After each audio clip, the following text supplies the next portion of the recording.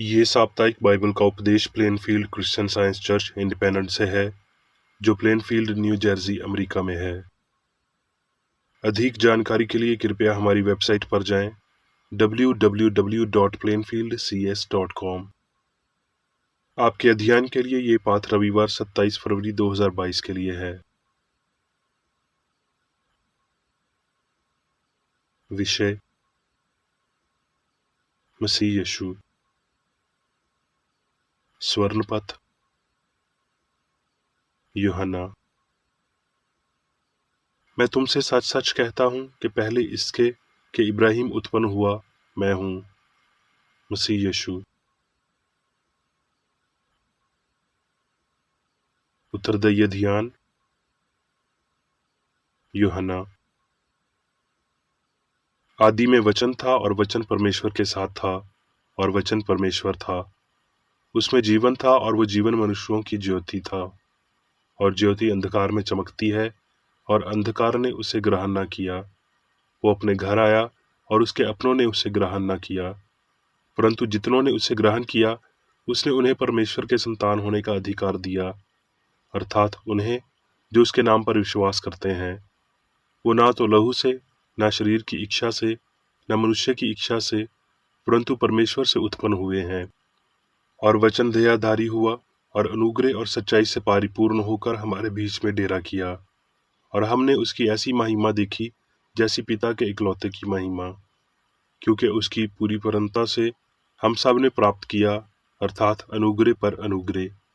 इसलिए कि व्यवस्था तो मूसा के द्वारा दी गई, परंतु अनुग्रह और सच्चाई यीशु मसीह के द्वारा पहुंची।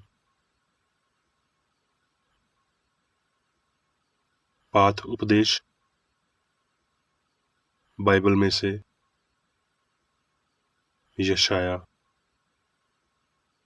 क्योंकि हमारे लिए एक बालक उत्पन्न हुआ, हमें एक पुत्र दिया गया है, और प्रभुता उसके कांधे पर होगी, और उसका नाम अद्भुत, युक्ति करने वाला, पराक्रमी परमेश्वर, अनंत काल का पिता और शांति का राजकुमार रखा जाएगा। उसकी प्रभुता सर्वदा बढ़ती जाएगी और उसकी शांति का अंत न होगा। इसलिए वो उसको दाऊद की गद्दी पर इस समय से लेकर सर्वदा के लिए न्याय धर्म के द्वारा स्थिर किए और संभाले रहेगा। सेनाओं के यहोवा की धुन के द्वारा ये हो जाएगा।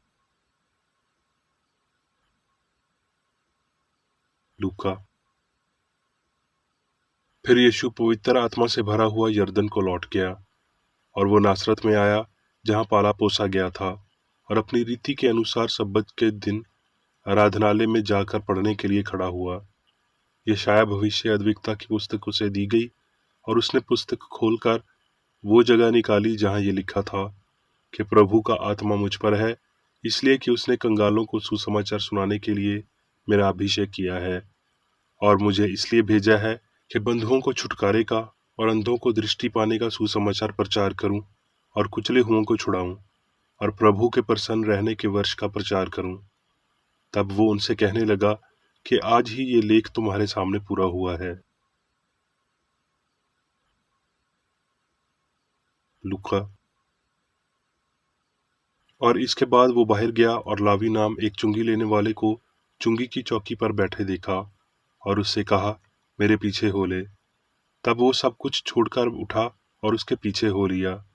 और लावी ने अपने घर में उसके लिए एक बड़ी दावत की, और चुंगी लेने वालों की और औरों की जो उसके साथ भोजन करने बैठे थे एक बड़ी भीड़ थी। और फरीसी और उनके शास्त्री उसके चेलों से ये कहकर कुड़कुड़ाने लगे कि तुम चुंगी लेने वालों और पापियों के साथ क्यों खाते पीते हो।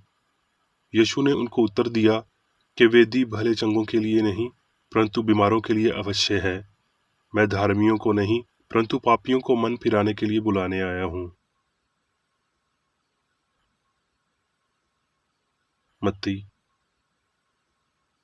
वो उनसे ये बातें कह ही रहा था कि देखो, एक सरदार ने आकर उसे प्रणाम किया और कहा कि मेरी पुत्री अभी मरी है, परंतु चलकर अपना हाथ उस पर रख तो वो जीवित हो जाएगी। यीशु उठकर अपने चेलों समेत उसके पीछे हो लिया। जब यीशु सरदार के घर में पहुंचा और बांसुरी बजाने वालों और भीड़ को हुल्लड़ मचाते देखा तो कहा, हट जाओ, लड़की मरी नहीं पर सोती है। इस पर उसकी हंसी करने लगे। परंतु जब भीड़ निकाल दी गई तो उसने भीतर जाकर लड़की का हाथ पकड़ा और वो जी उठी। जब यीशु वहां से आगे बढ़ा तो दो अंधे उसके पीछे ये पुकारते हुए चले। जब वो घर में पहुंचा तो वो अंधे उसके पास आए और यीशु ने उनसे कहा, क्या तुम्हें विश्वास है कि मैं ये कर सकता हूँ? उन्होंने उससे कहा, हाँ प्रभु। तब उसने उनकी आंखें छूकर कहा, तुम्हारे विश्वास के अनुसार तुम्हारे लिए हो। और उनकी आंखें खुल गईं। और यीशु सब नगरों और गांवों में फिरता रहा और उनकी सभाओं में उपदेश करता और राज्य का सुसमाचार उपचार करता और हर प्रकार की बीमारी और दुर्बलता को दूर करता रहा। मत्ती। यूहन्ना ने बंदीगृह में मसीह के कामों का समाचार सुनकर अपने चेलों को उससे ये पूछने भेजा कि क्या आने वाला तू ही है या हम दूसरे की बात जो हैं? यीशु ने उत्तर दिया कि जो कुछ तुम सुनते हो और देखते हो वो सब जाकर यूहन्ना से कह दो कि अंधे देखते हैं, लंगड़े चलते फिरते हैं, कोढ़ी शुद्ध किए जाते हैं और बहरे सुनते हैं, मुर्दे जिलाए जाते हैं और कंगालों को सुसमाचार सुनाया जाता है।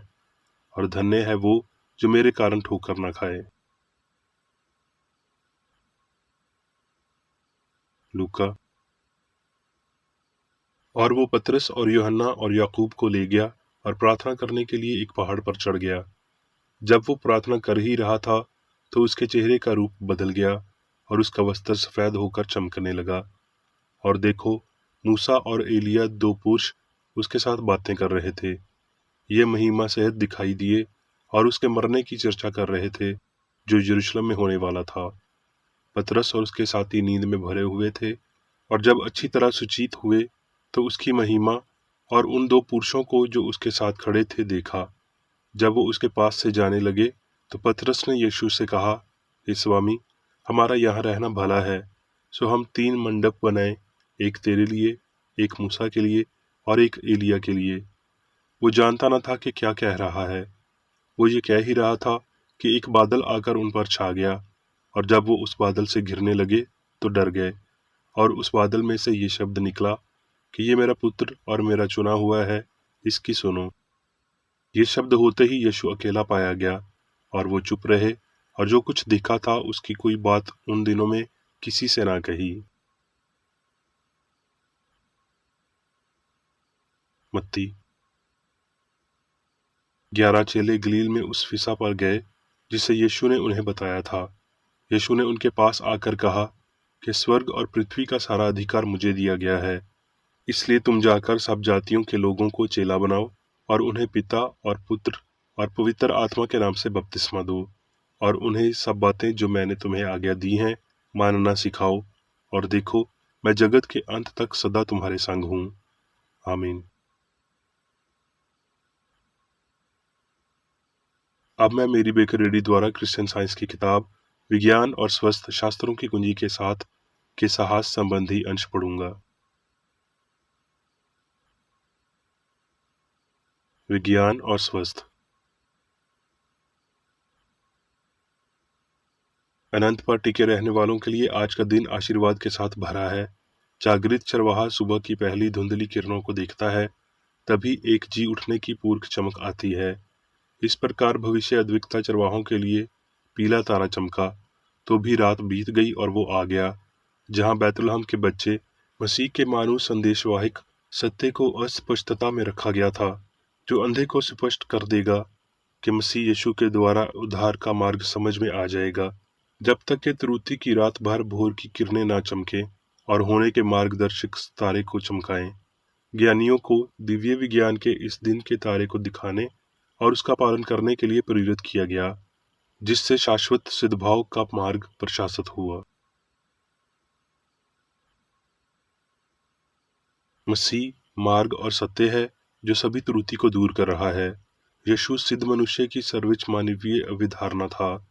वो मसीह अर्थात मसीहा से अविभाज्य था, मास के बाहर ईश्वर का दिव्य विचार।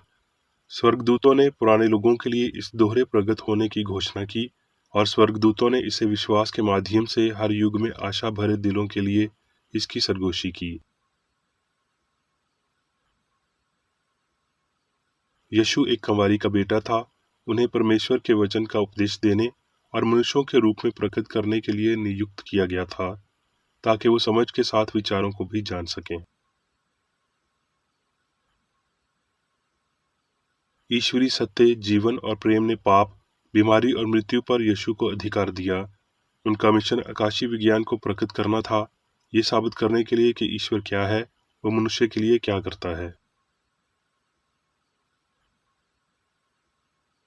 सत्य की ये उपचार शक्ति उस आबादी के लिए पूर्व काल में रही होगी जिसमें यीशु रहते थे। ये उतना ही प्राचीन है जितना के प्राचीन दिन थे। ये सभी जीवन के माध्यम से रहता है और पूरे अंतरिक्ष में फैला हुआ है। नासरत के यीशु के आगमन ने मसीही युग की पहली शताब्दी को चिन्हित किया, लेकिन मसीह वर्षों या दिनों की शुरुआत के बिना है। मसीही युग के पहले और बाद में सभी पीढ़ियों के दौरान आध्यात्मिक विचार के रूप में मसीह भगवान का प्रतिबिंब, शक्ति और अनुग्रह के कुछ उपाय के साथ आया, जो सभी मसीह सत्य को प्राप्त करने के लिए तैयार हैं। इब्राहिम, याकूब, मूसा और सभी नबियों ने मसीह या मसीहा की शानदार झलकियां पाईं, जिसने दिव्य प्रकृति प्रेम के सार में इन दृश्यताओं को बपतिस्मा दिया। ईश्वरी छवि, विचार या मसीही ईश्वरी सिद्धांत ईश्वर से अविभाज्य था, है और हमेशा के लिए रहेगा। यीशु ने अपनी इस आध्यात्मिक पहचान की इस एकता का उल्लेख किया, पहले इसके कि इब्राहिम उत्पन्न हुआ, मैं हूँ, मैं और पिता एक हैं, पिता मुझसे बड़ा है, एक आत्मा में सभी पहचान शामिल है। इन बातों से यीशु का ये मतलब नहीं था कि मानव यीशु शाश्वत था या है, लेकिन ये कि ईश्वरीय विचार या मसीह ऐसा था, और इसलिए प्राचीन इब्राहिम ये नहीं कि साकार यीशु पिता के साथ एक था, बल्कि आध्यात्मिक विचार था। मसीह पिता परमेश्वर की गोद में हमेशा के लिए रहता है, जिससे वो स्वर्ग और पृथ्वी को प्रकाशित करता है। ऐसा नहीं है कि पिता आत्मा से बड़ा है, जो कि ईश्वर है, लेकिन अधिक से अधिक असीम रूप से शारीरिक यीशु से, जिसका संसारिक जीवन संक्षिप्त था। सत्य के व्यक्तिगत आदर्श के रूप में यीशु मसीह सत्य और जीवन के तरीके को इंगित करने के लिए सभी गलतियों, बीमारी और मृत्यु को रबी निकल त्रुटि और फटकार के लिए आया था। आत्मा और भौतिक अर्थ, सत्य और त्रुटि के बीच अंतर दिखाते हुए इस आदर्श को यीशु के संपूर्ण संसारिक जीवन के दौरान प्रदर्शित किया गया था। मसीह यीशु में ईश्वरीय प्रकृति को सर्वश्रेष्ठ रूप से व्यक्त किया गया है, जिसने ईश्वर के दुखद प्रतिबिंब को नश्वर पर फेंक दिया और उनके जीवन को उनके कमजोर विचारों से ऊंचा उठा दिया। वो अनुमति देंगे विचार जो मनुष्य के प्रतीत, बीमार, पापी और मरने के रूप में प्रस्तुत करते हैं। वैज्ञानिक होने और दिव्य उपचार की मसीह की समझ में एक आदर्श सिद्धांत और विचार शामिल हैं, पूर्ण ईश्वर और पूर्ण मनुष्य, विचार और प्रदर्शन के आधार के रूप में। तो इस नश्वर सपने से जागृति या भ्रम हमें स्वस्थ, पवित्रता और अमृतता में लाएंगे। ये जागृति हमेशा के लिए मसीह के आने की है, सत्य का उन्नत रूप है, जो त्रुटि को बाहर निकालता है और बीमारों को ठीक करता है। ये वो मोक्ष है जो ईश्वरीय सिद्धांत और प्रेम के माध्यम से आता है, जैसा कि यीशु द्वारा प्रदर्शित किया गया है। यीशु ने एक संदेश भेजा यूहन्ना बपतिस्मा देने वाले को, जिसका उद्देश्य एक प्रश्न से परे साबित करना था कि मसीह आया था। जो कुछ तुमने देखा और सुना है, जाकर यूहन्ना से कह दो कि अंधे देखते हैं, लंगड़े चलते फिरते हैं, कोढ़ी शुद्ध किए जाते हैं, बहरे सुनते हैं, मुर्दे जिलाए जाते हैं और कंगालों को सुसमाचार सुनाया जाता है। दूसरे शब्दों में यूहन्ना को बताएं कि दिव्य शक्ति का प्रदर्शन क्या है, और वो तुरंत अनुभव करेगा कि मसीहाई कार्य में परमेश्वर शक्ति है। यद्यपि पाप और बीमारी पर अपने नियंत्रण का प्रदर्शन किसी भी तरह से महान शिक्षक ने दूसरों को अपने स्वयं की पवित्रता के उपेक्षित प्रमाण देने से राहत नहीं दी। उसने उनके मार्गदर्शन के लिए काम किया ताकि वो उस शक्ति का प्रदर्शन कर सकें, जैसा कि उन्होंने ये किया और उसके दिव्य सिद्धांत को समझा। यदि मास्टर ने एक छात्र को लिया होता और भगवान के अनदेखे सत्य ना सिखाए होते, तो उसे सलीब पर नहीं चढ़ाया जाता। पदार्थ की समझ में आत्मा को धारण करने का दृढ़ संकल्प सत्य और प्रेम का उत्पीड़न करने वाला है। अदृश्य मसीह तथाकथित व्यक्तिगत इंद्रियों के लिए अगोचर था, जबकि यीशु एक शारीरिक वास्तव के रूप में दिखाई दिया। अनदेखा और देखा, आध्यात्मिक और भावतिक, शाश्वत मसीह और शारीरिक यीशु का मांस में प्रकट होने का ये दोहरा व्यक्तित्व मास्टर के स्वर्गारोहण होने तक जारी रहा, जब मानव भावतिक अवधारणा या यीशु गायब हो गया, जबकि आध्यात्मिक आत्मा या मसीह दिव्य विज्ञान के अनंत क्रम में मौजूद है, दुनिया के पापों को दूर कर रहा है, जैसा कि मसीह ने हमेशा किया है। इससे पहले भी मानव यीशु नश्वर आंखों के लिए अवतार था। आध्यात्मिक विचार का प्रतिरूपण हमारे मास्टर के संसारिक जीवन में एक संक्षिप्त इतिहास था, परंतु उसके राज्य का अंत ना होगा, क्योंकि मसीह ईश्वर का विचार अंत तक सभी देशों और लोगों पर शासन करेगा, अनिवार्य रूप से बिल्कुल अनंत में दिव्य विज्ञान के साथ। अब मैं मेरी बेकर रेड्डी द्वारा चर्च मैनुअल में दिए गए 3 दैनिक कर्तव्यों को पढ़ूंगा। दैनिक प्रार्थना। प्रत्येक दिन प्रार्थना करने के लिए इस चर्च के प्रत्येक सदस्य का कर्तव्य होगा, तुम्हारा राज्य आए, ईश्वरीय सत्य, जीवन और प्रेम के शासन को मुझ में स्थापित कर और मुझ पर शासन कर, और तेरा वचन सभी मनुष्यों के स्नेह को समृद्ध कर सकता है और उन पर शासन कर। आदेशों और कर्तव्यों के लिए एक नियम। ना तो दुश्मनी और ना व्यक्तिगत लगाव मदर चर्च के सदस्यों के आदेशों और कर्तव्यों पर लागू करना चाहिए। विज्ञान में दिव्य प्रेम ही मनुष्य को नियंत्रित करता है और एक क्रिश्चियन विज्ञानी प्यार की मीठी सुविधाओं को दर्शाता है।